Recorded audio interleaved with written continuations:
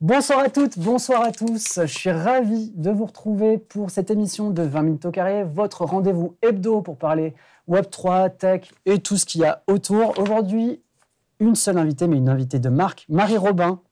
Tu es la fondatrice de Fleet Collective, un collectif, comme son nom l'indique, Web3 de freelance. C'est bien ça? Tout à fait. Je suis ravi de t'avoir avec moi aujourd'hui. On a échangé depuis la création de Fleet, on a échangé plusieurs fois. On a accueilli en distanciel Flavie, qui fait partie de ton équipe, Flavie Prévost, Oui. dans une émission de 20 minutes au carré l'an dernier, c'était durant l'été. Donc là, ça y est, on a la fondatrice et on a plein de choses à évoquer. On va parler de réputation on-chain, on va parler d'être freelance dans le Web3 en 2023 Tout à fait. et on va suivre pour tout cela un quiz. Donc, ce n'est pas à toi que je vais poser les questions, c'est à nos viewers. Tout le monde s'en rappelle. Usul nous fait signe que le micro sature un peu. On va régler ça. Je crois que Hélène est aux manettes. Je ne l'ai pas précisé, mais comme d'habitude, c'est Hélène qui assure derrière la caméra et aux platines. Je ne vais pas commencer par le quiz, je vais commencer par une question très simple. Est-ce que tu peux nous présenter rapidement, on va dire que tu as 2 minutes, Fleet Collective, qui s'est lancé l'an dernier, tu me disais, Tout à fait. quelques semaines avant... Le bear market. Voilà. Ouais, on va bientôt fêter nos 1 an. Donc Fleet, on l'a lancé le 21 avril dernier. L'idée, c'était de réunir les freelances du Web 2 et du Web 3 qui sont passionnés de décentralisation, qui ont très envie de travailler sur ces sujets, de participer à créer tous les nouveaux outils et à accompagner tous les builders du Web 3. Et donc, on a à ce jour à peu près 750 freelances qui nous ont rejoints. Énorme. Toutes spécialités confondues, du monde entier, avec 80% de francophones. On a quand même beaucoup de Français. Mais on a aussi des talents aux États-Unis, en Asie, en Afrique, en Australie. Et des clients qui commencent à dépasser aussi les frontières de la France. Super. Voilà. Tu peux nous donner quelques exemples de clients que vous avez, par exemple, aujourd'hui, ceux dont tu as le droit de parler, évidemment? Tout à fait. Alors, je vais te dire les types de clients qu'on a accompagnés, Ouais. et puis te donner un exemple.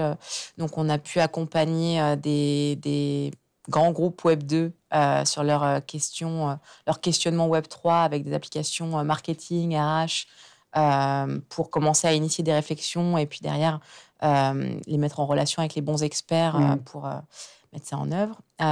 Bien sûr, nous sommes sollicités par des startups Web3 et des porteurs de projets pour soit créer leur MVP, soit venir leur proposer des advisors ou des personnes sur des profils qui manquent à leur équipe actuelle. Nous proposons également des CMO, CTO en part-time, ce qui est de plus en plus courant dans le milieu des startups, donc avec des profils qui sont plus pointus sur le Web3. Et donc, pour te donner un exemple, nous travaillons avec l'agence BEM Builders et la Non-Fungible Conference. Ils organisent en ce moment même une quête qui s'appelle The Lost Wallet à travers différents métaverses. Et l'enjeu est énorme puisqu'il s'agit de découvrir un wallet qui contient un CryptoPunk. Et donc, nous avons plusieurs flitters sur le coup. Nous avons un super chef de projet.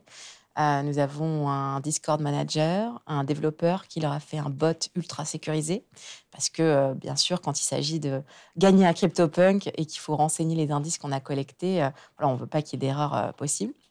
On a un front développeur qui va rejoindre l'équipe et en ce moment, on discute encore sur d'autres profils. Génial. Voilà. Effectivement, j'avais vu passer cette chasse au trésor, cette course-poursuite un petit peu pour comprendre chaque semaine, c'est ça, un mot de la seed phrase Ouais, sur en gros, 24 c'est ça semaines, l'enjeu, c'est ça, hein. exactement. Ouais. Et donc, génial. Et qui vous a approché là-dessus? C'est vous qui avez proposé vos services ou c'est John Carp ou un membre de la... En fait, je connais John de la Non-Fungible Conference et Neil de BEM Builders. John d'une vie précédente et Neil qui était un des premiers avec qui j'ai discuté lors de mes réflexions sur Fleet, qui nous a beaucoup aidé à nourrir notre réflexion en côté agence sur ses besoins sur le freelancing. Et du coup, on s'entendait très bien et quand il a eu ce besoin, il est venu vers nous, quoi. Ok. Il y a Serfine qui nous fait remarquer, j'ai rien capté à cette chasse au trésor, super mal expliqué et en anglais, ok. Ouais, t'as la dent dure là, Serf. Alors moi, je me suis pas tant penché que ça sur le lore de la chasse au trésor. J'avais pu comprendre que c'était une personne qui était disparue et on n'avait en gros, on avait la clé publique quoi, de son wallet et il fallait trouver l'acide frais. Enfin, il y a un lore un peu, tu as une histoire là-dessus ou... Je vais pas être la Oui, mieux bien placée sûr. pour expliciter l'histoire. Je pense qu'il voulait quelque chose qui se voulait un peu mystérieux. Ouais. Il y avait un enjeu de peut-être aller chercher vraiment des personnes qui avaient très envie de participer et plutôt que d'aller chercher trop de concouristes ou des personnes trop peut-être comment dire des gens qui vont être Alléché par l'appât du gain, tu veux oui, dire c'est ça. Et bon, Des voilà, opportunistes, quoi. il voulait vraiment des personnes qui allaient faire l'effort de comprendre, d'aller trouver les indices, de réussir les quêtes. Et donc, ouais, c'était très cryptique au début. Et je pense que l'idée, c'est de rendre les choses de plus en plus explicites. Il distille de plus en plus d'indices, quoi. Ok. En tout cas, l'effet d'annonce était réussi puisque même en interne, on avait pas mal de membres de la communauté donc des mechas, la communauté 20 minutes, Tout à fait. qui étaient chauds pour se lancer dessus. Bon, malheureusement, on manque de temps Ouais, c'est ça. réfléchir, pour décoder, pour déchiffrer. Mais si jamais il y en a parmi vous qui participent à cette chasse au trésor, moi, je suis chaud pour en reparler, pour comprendre. Globalement, c'est des mécaniques qui m'intéressent beaucoup. Donc, reparlons-en. Pour cela, pour avancer dans l'interview, j'aimerais qu'on aborde la première question du quiz. Hélène, si tu as un moment, tu me dis, on est en place, puisqu'on va parler de freelance pendant toute l'émission. Comment est né le terme de freelance? Réponse A, au 19e siècle, on l'utilisait, on l'a inventé pour parler des mercenaires de l'époque médiévale dont la lance était allouée. B, de Freelancer, un jeu de combat et de commerce spatial sorti en 2003 sur PC. Vrai info. Et C, d'une campagne de pub free, Sacré Xavier, comme d'habitude. Je vous laisse le temps de répondre rapido. Vous avez un indice, normalement, en visuel. Tout le monde nous dit A. Serfine nous précise, j'ai fait l'exercice pendant 2 jours et j'ai arrêté, trop long et complexe, pas le temps. Et oui, je pense qu'il faut vraiment le faire en mode team. Tout le monde répond A. Je crois que vous êtes sur la bonne réponse, mais on parle justement de freelance. Toi, tu as dit que tu en avais 750 dans le, on va dire, dans le réseau, Oui, dans le collectif de Fleet. Moi, la première fois que j'ai découvert Fleet, j'ai pensé à une entreprise comme Malte, tu vois, qui est la première entreprise de mise en relation freelance-client. Ouais. Vous vous en distinguez, j'imagine, quand même Tout pas à mal. fait. Oui, il y a un côté catalogue avec Malte qui me déplaît un peu. Et puis, avec l'idée du collectif, c'est avant tout l'humain qui m'anime. Donc, bien sûr, quand on arrive à des chiffres pareils, ça peut donner l'idée d'un catalogue, mais c'est vraiment l'idée, c'est que on est ouvert sur l'expérience de chaque personne qui rejoint le collectif et son réseau. Soit ils veulent juste être dans notre réseau et voilà, et de cette manière, s'il y a une mission vraiment spécifique qui leur correspond, on peut les contacter. Ouais. Et puis après, il va y avoir ceux qui sont là pour l'expérience communautaire, ceux qui sont là pour faire cette transition vers le Web3, bénéficier de nos workshops d'experts. Donc, on va vraiment au-delà d'une plateforme d'intermédiation self-service. On est vraiment dans le serviciel avec nos clients. On va les accompagner, challenger un peu. Je cherche un CM qui sache faire ça, ça, ça, ça. Au final, on va peut-être lui dire, mais en fait, tu as peut-être juste besoin de quelqu'un qui va te faire ta strat, de quelqu'un qui va t'aider un peu à définir tes contenus et à les produire, et puis d'un CM. Et puis finalement, tu vas te retrouver avec une petite team et ça va très bien fonctionner. Souvent, il y a les entreprises qui vont chercher un mouton à 5 pattes parce que il y a le côté un peu fourre-tout, puis je vais prendre un CDI comme ça, je l'ai sous la main et c'est très bien. Puis au C'est notre final, spécialité à 20 minutes. On n'a que des moutons à 5 pattes. C'est une prairie pleine de moutons à 5 pattes. Mais au final, il y a des freelances qui sont hybrides, capables de faire plusieurs choses.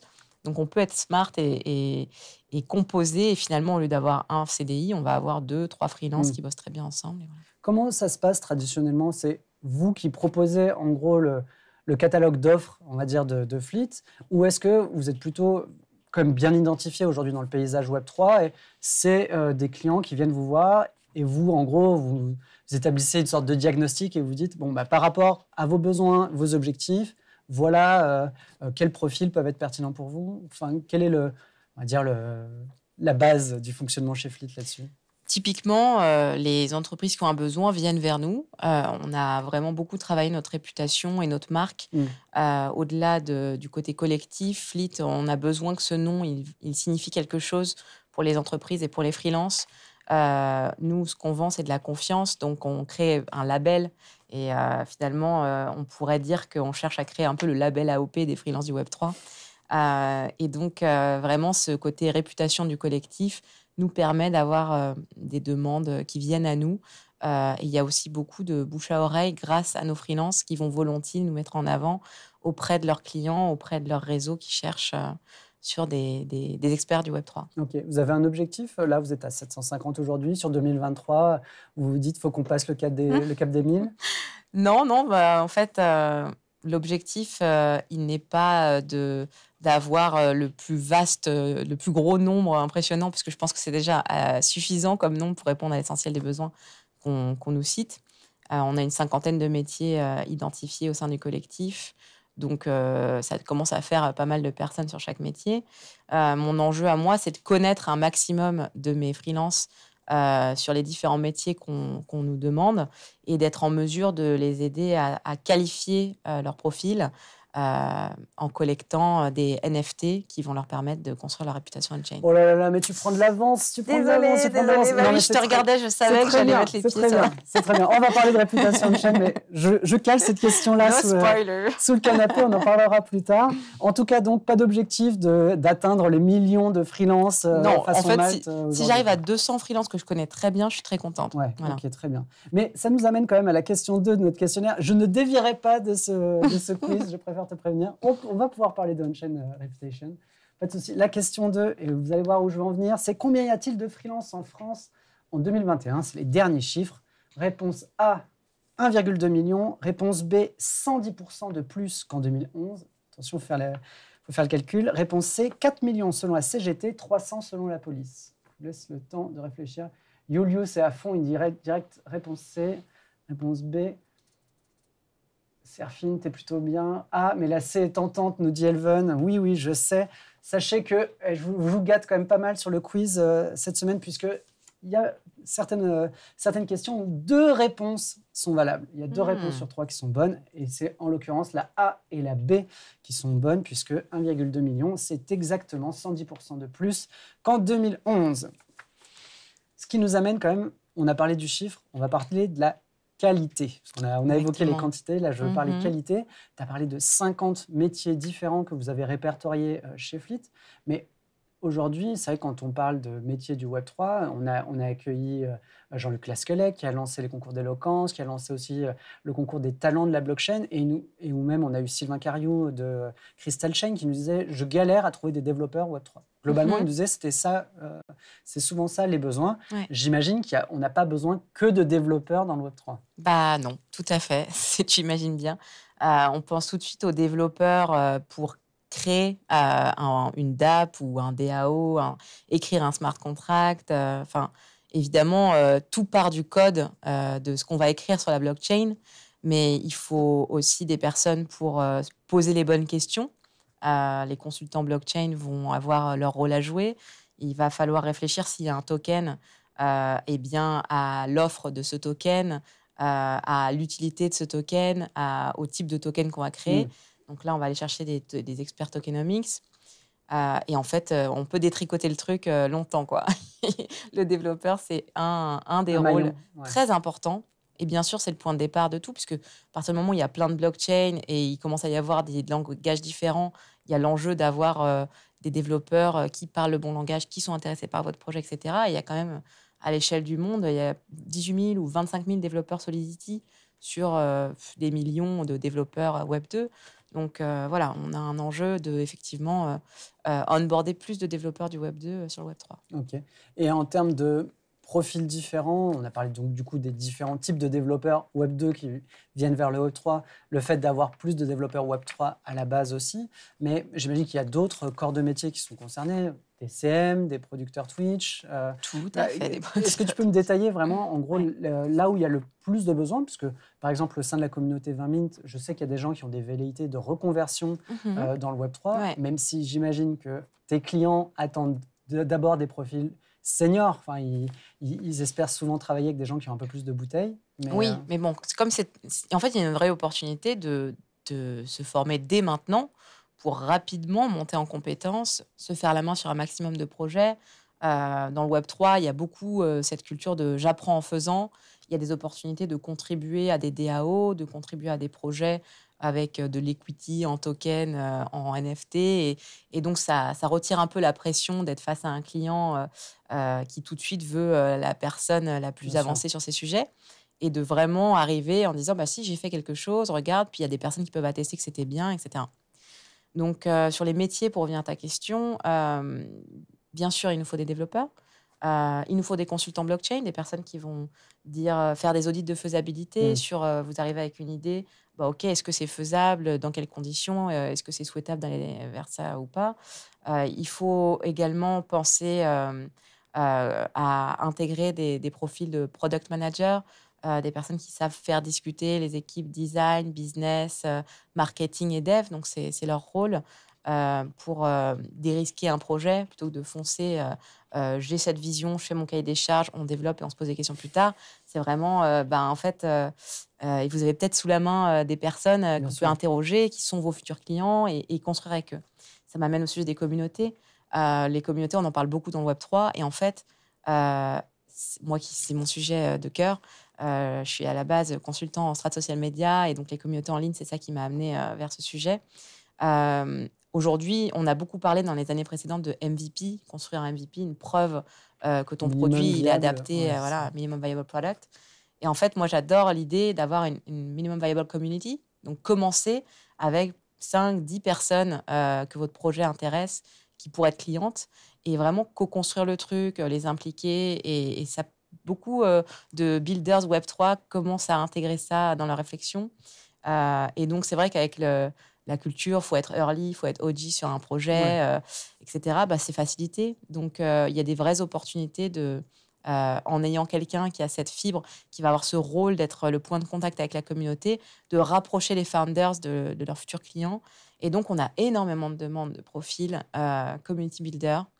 Et bien sûr, après, pour des grosses communautés, il va nous falloir des modérateurs. Je dirais que c'est un rôle très accessible à n'importe qui, pour qui aurait déjà cette culture du Web3 et cette envie d'être au contact de la communauté.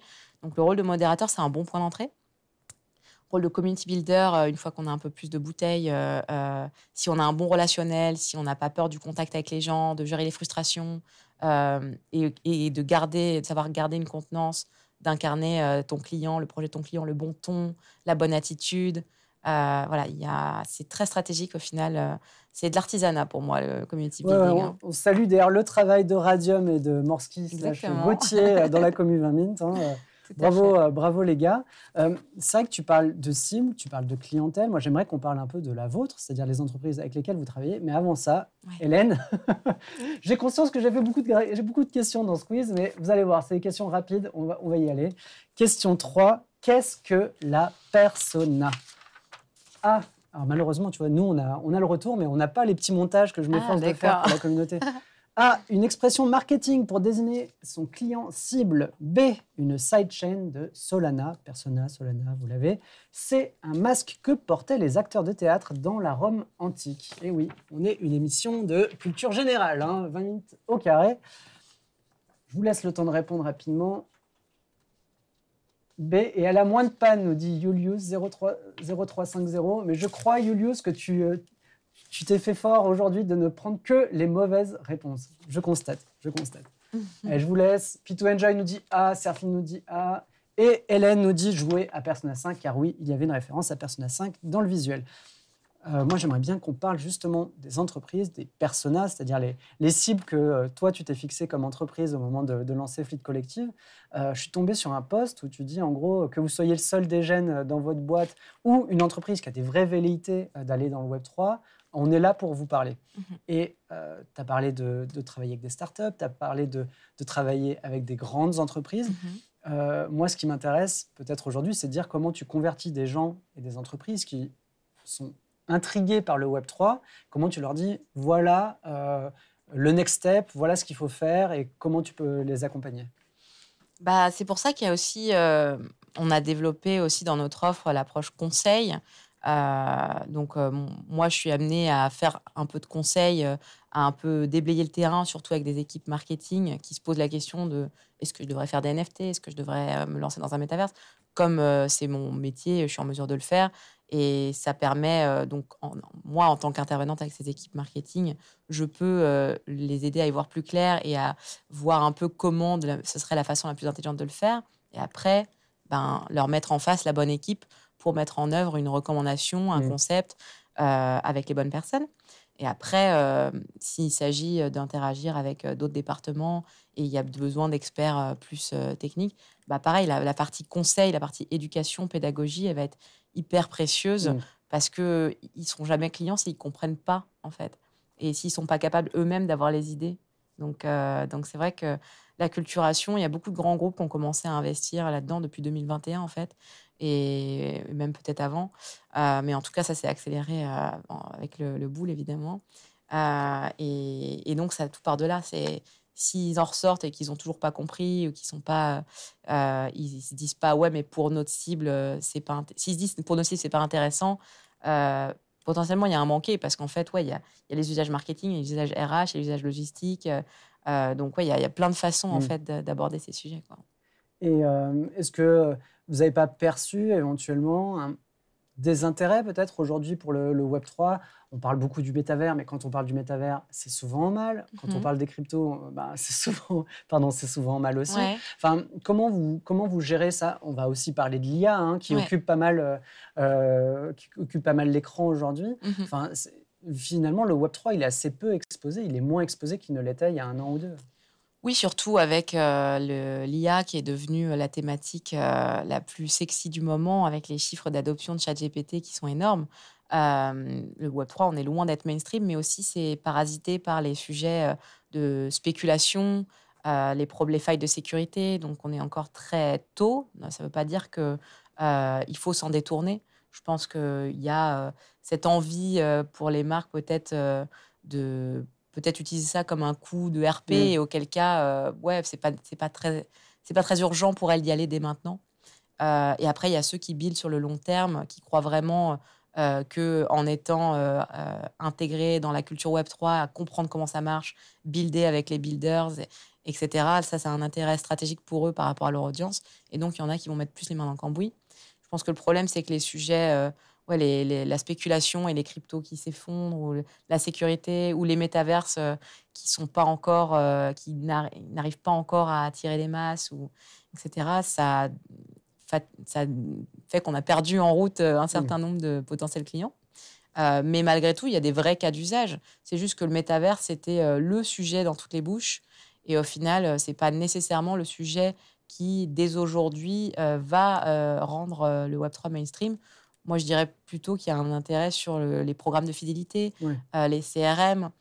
C'est des nouveaux points de contact et des nouvelles façons d'engager des personnes dans la durée de ces audiences qui sont importantes pour les marques. Ouais, donc finalement, des approches très grand public, quoi.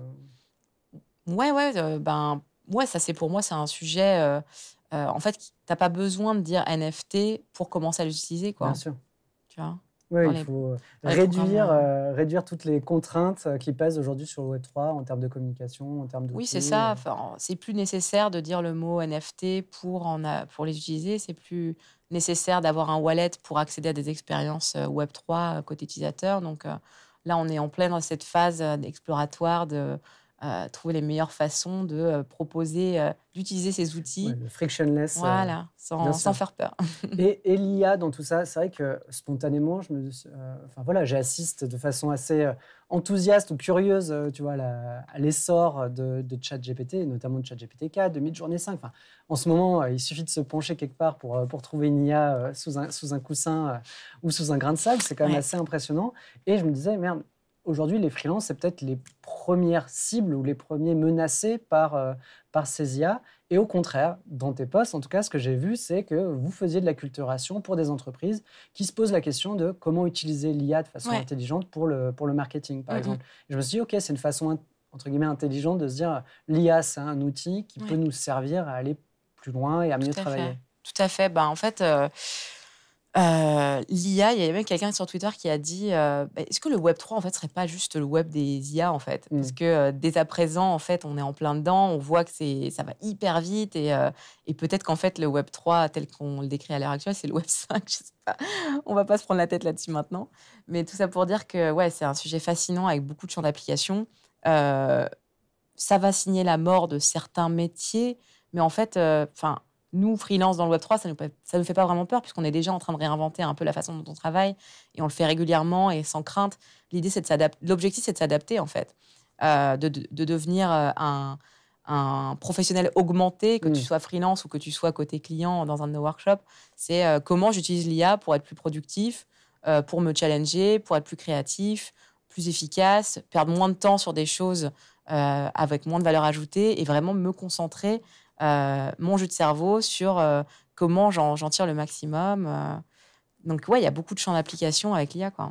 Alors, tu as utilisé le terme de freelance augmenté, c'est le moment pub, même si je tiens à préciser que l'émission n'est pas sponsorisée, mais Flavie Prévost, avec qui tu travailles au sein de Fleet, a lancé un podcast, on va dire une série de 5 petites émissions, 5 petits épisodes consacrés justement à la question du freelance augmenté et de comment utiliser l'IA au mieux dans son travail. Tout à fait. C'était une petite... Écoutez le board, excellent podcast pour les solopreneurs. Voilà, c'était le moment pub, hein, mais c'est vrai que c'était pas prévu, mais écoute, on saisit la balle. C'est vraiment 5 épisodes de quoi 10 minutes avec... c'est quoi, c'est JB, c'est Jean-Baptiste, je sais plus. Jean-Baptiste, ouais, tout à fait. Super intéressant sur comment utiliser l'IA de façon intéressante pour son travail. Mais une autre question, c'est... on a parlé de l'IA, mais vous animez avec Flavie, tu vois, on relie les ponts. Ouais. Jeudi, un live où vous devez dévoiler, mais tu vas le faire là avec nous aujourd'hui, les 10 tendances Web3 pour devenir en quelque sorte le freelance de demain et donc préparer la suite. Est-ce que tu peux nous dire un peu de quoi il s'agit quand vous parlez de tendances Web3 Ouais. En fait, Flavie et moi, on a pu constater qu'effectivement, il y a tellement de place dans les conversations sur le Web3 qui est accordée à ces sujets spéculation, les métavers c'est nul, machin, qu'au final, on perd de vue les usages business qui peuvent être faits dès à présent avec ces outils. Et du coup, on a lancé une newsletter avec CoinTribune sur ces sujets qui s'appelle Business. Et on a décidé dans cette veine de lancer ces lives avec un premier pour les freelances, un deuxième pour les RH et un troisième pour les dirigeants. De sorte qu'on puisse couvrir un peu les différents cas d'usage du Web3 pour mettre ces outils à votre service, quoi.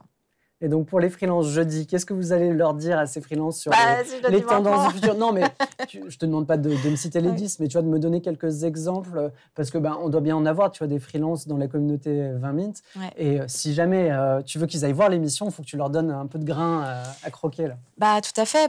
En fait, ce qu'on se disait tout à l'heure, c'est qu'il n'y a pas assez de développeurs Web3. Et en fait, on en vient au sujet des niches. Quand tu es freelance, si tu arrives en disant « je peux tout faire dans la com », il y a peu de chances que tu aies un point d'accroche avec un potentiel client qui ne va pas exactement savoir sur quoi te mettre ou qui a un besoin très spécifique en tête et qui donc ne va pas penser à toi et qui va aller chercher la personne la plus experte sur ce sujet-là.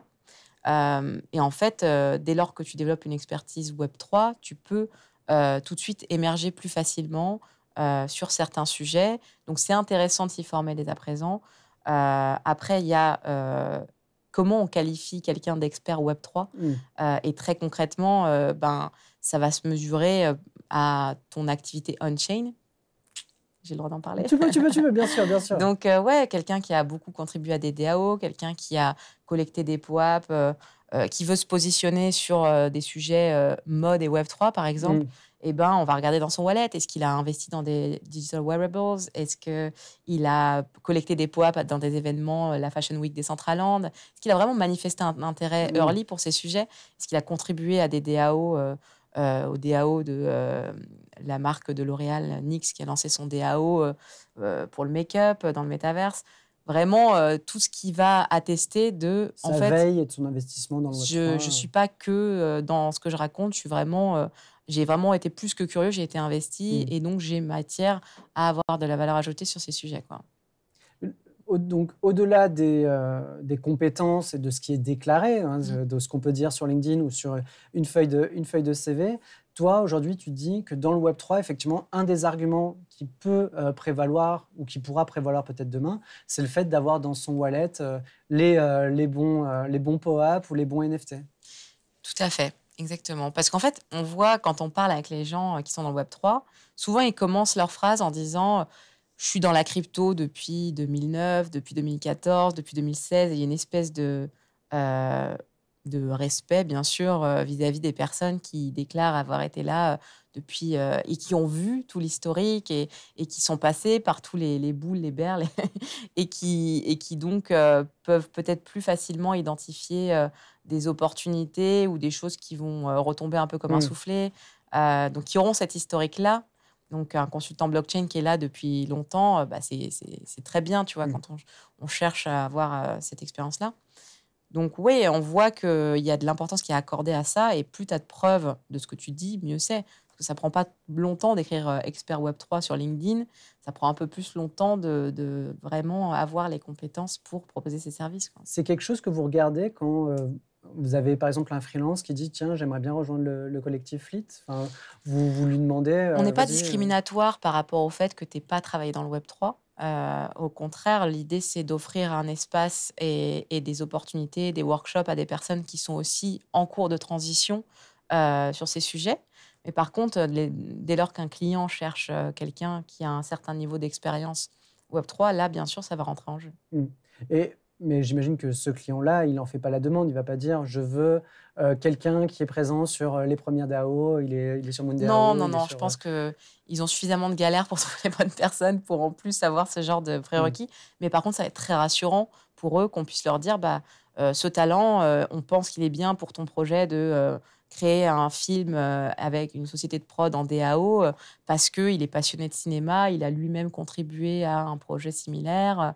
Voilà, ça. Forcément, les gens, ils cherchent non pas uniquement un CV, mais aussi des personnes à qui ils auront des atomes crochus et qui auront matière à venir un peu les challenger sur leur domaine, quoi. Et est-ce qu'in fine, tu penses que demain, on pourra, par exemple, sur LinkedIn, hein, donc plateforme la plus Web 2 et la plus centralisée possible, mais qui du coup est quand même très importante pour toi, pour les membres, j'imagine, de Fleet et pour pas mal de freelance en termes de personal branding, pour se mettre en avant. Est-ce que tu penses que demain, on pourra éventuellement avoir peut-être pas des badges, mais en fait juste des matérialisations de nos NFT, de nos contributions ou de nos missions Fleet, puisque c'est ce que vous faites, ce que vous allez entreprendre, c'est de venir entériner l'accomplissement d'une mission par un NFT qui vient dire Jacques est un expert, oui j'ai pris Jacques comme exemple, est un expert et il a réalisé telle mission pour telle entreprise dans le cadre… C'est ça. Oui, je vois ça comme évolution pour LinkedIn. Je ne sais pas s'ils y pensent, si c'est sur leur roadmap,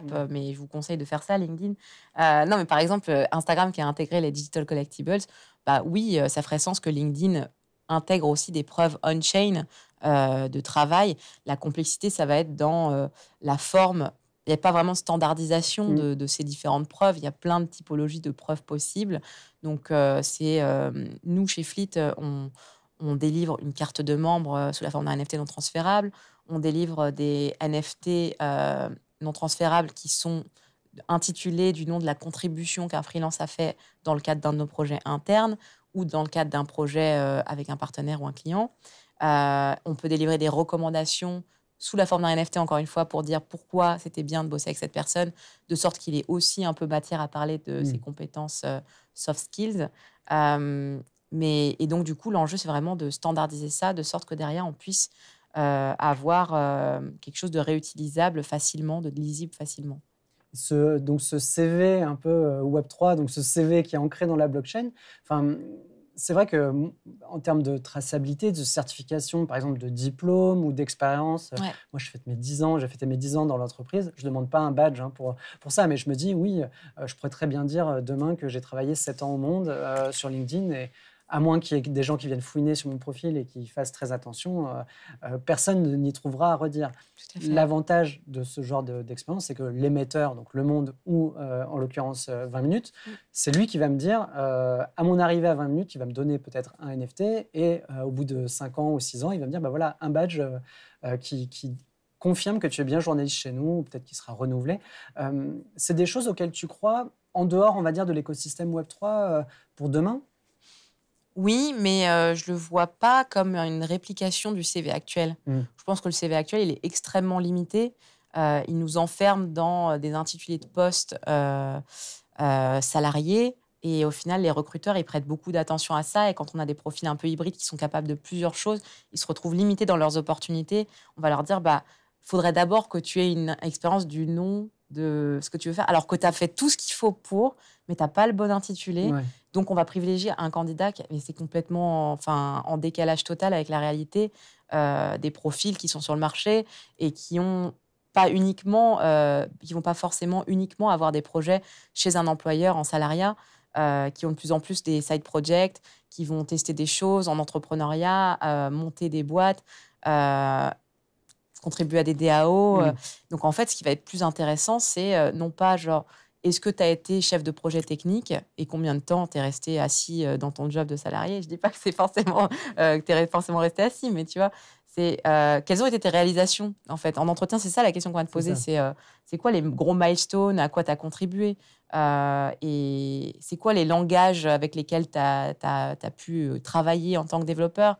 C'est quoi ta stack? C'est ça les questions qu'on pose en entretien. Mm. Donc, si on arrive à avoir des preuves on-chain que j'ai écrit 42 smart contracts avec Solidity, j'ai codé avec Python 50 fois, et ben, à profil équivalent sur LinkedIn, finalement, on va se rendre compte que si je cherche un mec qui est capable de coder en Qui a de Python. la pratique et de la bouteille. J'ai un mec qui m'a dit oui, je peux le faire, mais au final, il a fait vite fait et il n'est pas forcément aussi avancé. Mm. Les recruteurs, ils vont gagner un temps fou sur la sélection des candidats grâce à ces preuves on-chain.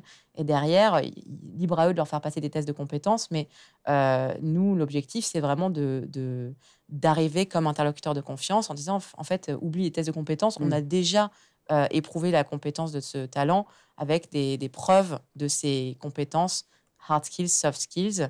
Donc, tu peux d'ores et déjà le mettre à l'épreuve sans passer un temps fou à faire cette présélection, quoi. Vous faites en gros office de certificateur, quoi, en quelque sorte, de Oui. compétences. Oui, dans un monde très décentralisé, on va avoir quand même besoin de marques référentes sur certains domaines qui vont apporter cette confiance. Le branding, la communauté, c'est très important. Quand on est sur une technologie qui valorise vachement l'open source, il y a beaucoup de porteurs de projets qui peuvent arriver avec exactement la même idée, prendre le code d'une DApp, le dupliquer et juste ajouter une petite fonctionnalité. Donc, en fait, le branding, c'est très important. Donc, en tant que collectif, nous, c'est très important qu'on travaille notre marque parce que sinon, l'avoir un NFT avec marqué Fleet dessus, ça ne vaudra pas grand-chose pour nos Oui, freelances. j'entends bien. Mais en plus, cette question de la certification, elle se pose encore plus aujourd'hui, où on le voit. Hein, enfin, moi, j'y panne rien en code, mais je peux quand même demander aujourd'hui à ChatGPT de me coder des fonctionnalités basiques. Et donc, il est encore plus facile aujourd'hui de se prévaloir de certaines capacités, alors qu'en fait, il n'y a rien derrière. Alors qu'en fait, tu n'auras pas le même niveau et la même capacité à venir en conseil, à venir en résolution de problèmes que quelqu'un qui n'a pas besoin de ChatGPT pour écrire du code. On est d'accord. Je réagis à ce que nous dit Usul. Il dit « Je verrais bien Cryptocademia pour délivrer des POAP Soulbound après avoir réalisé des cours. » En effet, on les a eus, non pas dans l'émission, mais dans le format tapé à la machine, Cryptocademia. Je ne sais pas si Hélène peut trouver l'article et le mettre dans le flux. Quelle techno, vous utilisez pour mettre ça en place, ces Soulbound tokens qui viennent dire je valide en quelque sorte les compétences de Jacques, hein, toujours notre bon vieux Jacques. À proprement parler, ce pas des Southbound tokens, ce sont des NFT non transférables. On n'est pas encore dans le truc de Vitalik, mais ce sont des NFT non transférables qui ne peuvent pas être vendus ou acquis autrement qu'en performant certaines actions. Donc, on a créé nos cartes de membres qui sont des NFT non transférables à partir de Third Web qui propose des smart contracts en no-code, donc prêt à l'emploi, on a un peu adapté. Après, on a un outil, on utilise des outils existants en fait. On n'a pas développé notre propre outil. C'est en réflexion parce qu'on rencontre des limites, mais on expérimente avec. Ça nous permet vraiment d'être de plus en plus pointu sur la vision qu'on a de cette façon d'émettre des preuves on-chain des compétences de nos talents. À l'heure actuelle, on utilise D-Work, qui est une plateforme peut-être que vous connaissez Trello, qui est un peu l'outil du work in progress pour suivre en équipe un projet, savoir qui en est où, qu'est-ce qui est à faire, qu'est-ce qui est en cours, qu'est-ce qui a été réalisé. En fait, D-Work, c'est un outil qui te permet de faire ça. Et quand il y a une tâche qui a été réalisée par quelqu'un, il va pouvoir automatiquement recevoir un NFT non transférable du nom de cette tâche. Et du coup, nous, on a des contributeurs au sein du collectif. Tous nos membres ont la possibilité de devenir contributeurs, ce qui est un peu notre système de qualification interne, en fait. Si on a besoin de créer nos cartes de membres, on va avoir un dev qui va nous écrire le smart contract à partir de smart contract existant, un dev qui va faire l'intégration en front, un designer qui va nous faire sur Figma le design de la page de Mint. Et en fait, derrière, ils vont pouvoir collecter ce NFT disant « j'ai designé la page de Mint, j'ai fait l'intégration des smart contracts sur les boutons de Mint, j'ai écrit le smart contract ». Et qui vont collecter le NFT qui prouve qu'ils l'ont fait pour nous. Voilà, donc nous, on essaye de multiplier le nombre de projets permettant à chacun de se faire un peu la main, même de commencer à voir des équipes travailler ensemble et de voir où est-ce qu'il y a match en termes de personnalité et de compétences. Et la valeur de ces NFT non transférables que vos freelances obtiennent, aujourd'hui, elle est fixée par, entre guillemets, vous, puisque vous êtes une entité qui est reconnue, etc., dans le Web3. Mais demain, moi, je crée un collectif et j'attribue à la volée à tous mes freelances des NFT non transférables qui disent Jacques, c'est vraiment un expert de tous les langages. Enfin, je lui mets à peu près tous les attributs que je veux. Je peux faire à peu près la même chose. J'imagine que ça colle un peu, je pense, avec ce que tu me disais tout à l'heure, de travailler vraiment sur votre réputation, sur votre branding. Ça, c'est des vrais enjeux pour vous en 2023 ? Tout à fait. Ça reste très stratégique pour nous par rapport à notre offre, d'être digne de la confiance que les freelances y placent en nous accordant de leur temps pour qu'en échange, avoir ces certifications, ces preuves, brand fleet. Leur temps a beaucoup de valeur, on en a conscience. Donc, c'est qu'est-ce qu'on peut toujours leur apporter en plus. Et puis, vis-à-vis de nos clients, c'est ne pas faire d'erreur de casting, quoi. Donc, on est vraiment... et en plus, après ça, développer notre notoriété, la clarté des initiatives sur lesquelles on peut travailler et la lisibilité vis-à-vis de personnes extérieures. Et là, on a une marge de progression là-dessus. C'est pour ça que c'est sympa de nous donner la parole pour parler un peu des choses qui se passent dans les coulisses et sur lesquelles on ne prend pas toujours le temps de communiquer. Mais c'est vrai que moi, la partie je vois ça comme des recommandations, un peu ce qu'on peut trouver sur LinkedIn, tu vois, les recommandations de compétences, ce genre de choses. Ça demande un effort. Il y a une vraie personne dont on peut consulter le profil derrière qui dit je trouve que Jacques s'est acquitté d'une mission de tant de temps pour nous. Et c'est exactement d'ailleurs ce que fait Malte en termes de témoignages clients. Ça vient un petit peu dans le concurrencer, entre guillemets, cette approche-là. C'est-à-dire qu'on a un tiers qui vient dire je confirme que telle personne a telle compétence. Sauf que là, il y a un smart contract de votre côté qui dit la mission a été terminée dans le temps imparti, elle a été réalisée avec succès. Bim, Jacques récolte le NFT qui fait foi, qui atteste qu'il s'est bien acquitté de cette mission. C'est ça. Mais comment on va se retrouver à faire le tri ? Parce que je me dis, vos freelances multiplient les missions à droite, à gauche. Ils vont se retrouver avec un wallet public qui va être blindé de petits NFT non transférables. Comment vous prévoyez justement ce trop-plein presque d'informations quand on ira justement consulter le wallet qu'on nous fournira, parce que j'imagine que demain, peut-être, les gens mettront un QR code qui nous permettra d'aller voir leur wallet. Je pense juste que le wallet tel qu'on le connaît, il est amené à évoluer. Un wallet qui a vocation à détenir des NFT non transférables, à être finalement ton identité on-chain. Il ne ressemblera pas forcément au wallet qu'on connaît à l'heure actuelle. Il y aura peut-être des catégories, des tags, et peut-être que derrière, on aura d'autres smart contracts qui nous permettront de créer un espèce de méga NFT qui va aspirer des NFT que tu as déjà collectés et les rendre plus digestes pour la personne qui va consulter ton wallet. Il y a des solutions à imaginer. On est encore assez early, je ne m'inquiète pas. Moi, mon enjeu à l'heure actuelle, c'est de maximiser pour chacun de mes freelances les opportunités de collecter ces preuves de ce qu'ils savent faire. Et c'est déjà un gros boulot. Après, la façon de les mettre en avant, c'est un vrai sujet. Mais j'ai confiance sur le fait qu'on a des builders qui travaillent là-dessus. Super intéressant. C'est pour ça que moi, je dis à tous ceux qui font partie de la communauté 20 Mint, vous gardez évidemment votre machine à écrire, mais vous gardez le polo 20 Mint Decentraland, votre NFT Tales from the Wild si vous en avez un. C'est des vrais vecteurs, comme quoi vous êtes des builders des premiers temps sur 20 Mint et les autres communautés du Web3. On va embrayer sur les questions 4 et 5, puisqu'on a un peu shifté en cours de route, mais ce n'est pas grave du tout, vous allez voir. Tu me dis, Hélène, super. Question 4, que veut dire TJM? Un point important, parce qu'on n'a pas encore parlé des salaires. En plus, moi, je suis en train de spoiler les réponses. Ça ne va pas du tout, Romain. Taxe sur le jambon et la mortadelle. Réponse A. Réponse B, tous les jours motivés, comme Laurent et moi, on ne change rien. Et Julius0350 qui nous dit toujours la mauvaise réponse. C'est bien, Julius, continue comme ça. Réponse C, taux journalier moyen. Un vrai point important. On n'a pas parlé encore du salaire du Web3. Est-ce qu'il y a de la moula à se faire dans le Web3 ou est-ce qu'on est payé pareil que dans le Web2? J'ai envie de dire, ça dépend avec qui vous bossez dans le Web3. Si on passe par Freelit, Oui, nous, on va plutôt aller chercher la moula, hein, puisqu'il faut aussi qu'on se rémunère. Je pense que notre rôle, c'est de trouver un juste milieu entre le freelance qui se dévalue alors qu'il a matière à se vendre au prix du marché, le freelance qui se surévalue et qui est en dehors des prix actuellement pratiqués par le marché. Donc, ouais, il y a un entre-deux à trouver. Et puis après, il y a des disparités entre les différents pays, hein, puisque nous, on a pu établir une grille des TJM de nos freelances basée sur le marché français. Mais au final, on voit quelqu'un qui est aux US, quelqu'un qui est aux Philippines, ils ne vont pas se pricer de la même façon. Donc, après, en fonction du client, de son projet, de son état d'avancement, ils vont avoir plus ou moins la moula pour payer ce que ça vaut. Voilà.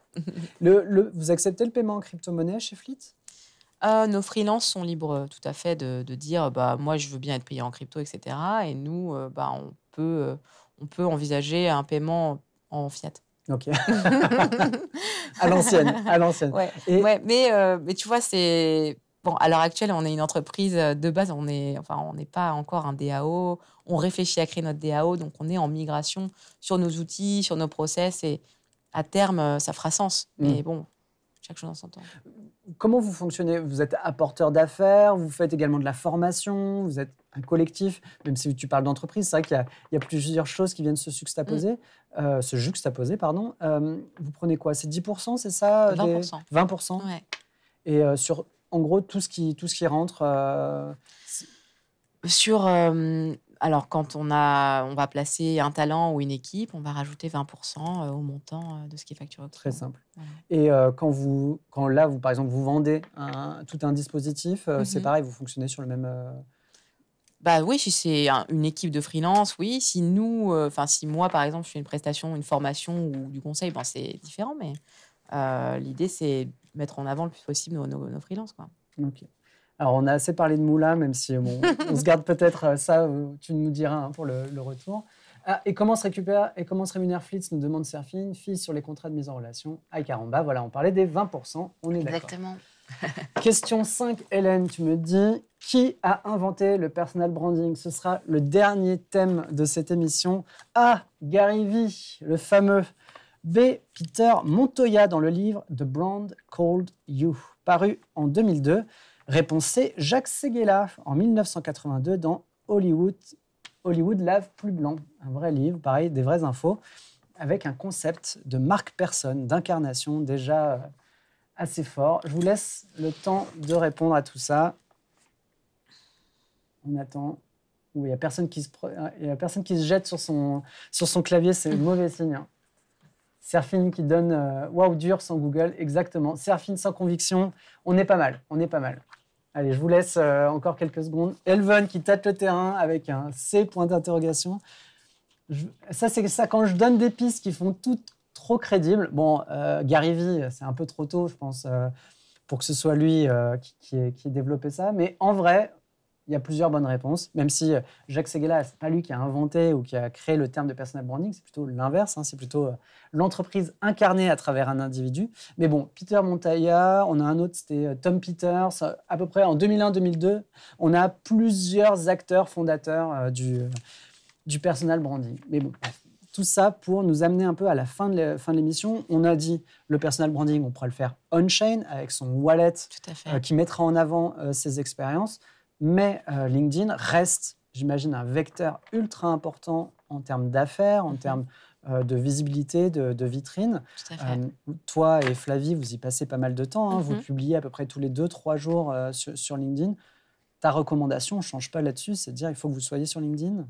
Oui, pour les développeurs, ça fait plus sens pour eux d'aller sur GitHub et d'investir leur temps à mettre leur projet dessus. Mais c'est vrai que tous les recruteurs ne vont pas privilégier GitHub pour recruter un développeur. Donc, c'est toujours bien de faire partie des quelques développeurs qui sont visibles sur LinkedIn, d'avoir les bons mots-clés. Même si vous n'allez pas poster, c'est important d'avoir les bons mots-clés d'un point de vue référencement, un peu comme une réflexion de comment je peux faire pour être référencé dans Google. Bah là, c'est pareil, c'est qu'est-ce qu'ils vont taper les potentiels clients dans le moteur de recherche LinkedIn. Parce que LinkedIn, c'est un moteur de recherche, c'est un réseau où tu vas pouvoir... Il y a un truc qui est très précieux, c'est si tu dis « je rêve de bosser avec 20 Mint », tu vas pouvoir ajouter tous les gens qui ont 20 Mint dans leur profil LinkedIn et commencer à leur envoyer des DM, peut-être leur poser des questions. Et avec le côté réseau social, il faut qu'il y ait du monde, quoi. Donc, LinkedIn, c'est super pour ça. Tu utilises l'IA, toi, dans tes posts, un petit peu ou Non. Pas encore? Non, pas du tout. non. J'ai pas encore intégré l'IA dans mon propre process, mais je sais pas, j'aime bien écrire, donc ça me dérange pas de m'en passer pour l'instant. Super intéressant. Et donc, qu'on soit membre de Fleet Collective ou pas, la prochaine fois qu'on peut te croiser, le prochain rendez-vous que tu donnes à nos viewers et à ceux qui regarderont l'émission en replay, c'est quoi? C'est jeudi, le live avec Flavie, ou vous avez d'autres événements que vous mettez en place? Alors, jeudi, il y a le live avec Flavie. Donc, Sur LinkedIn? sur LinkedIn. Lundi soir, on organise un petit AMA avec notre communauté. Donc, ce sera uniquement les membres de Fleet, mais n'hésitez pas à postuler. Et après, on va fêter nos 1 an le 20 avril dans un bar à Paris. Voilà, il faut que j'organise.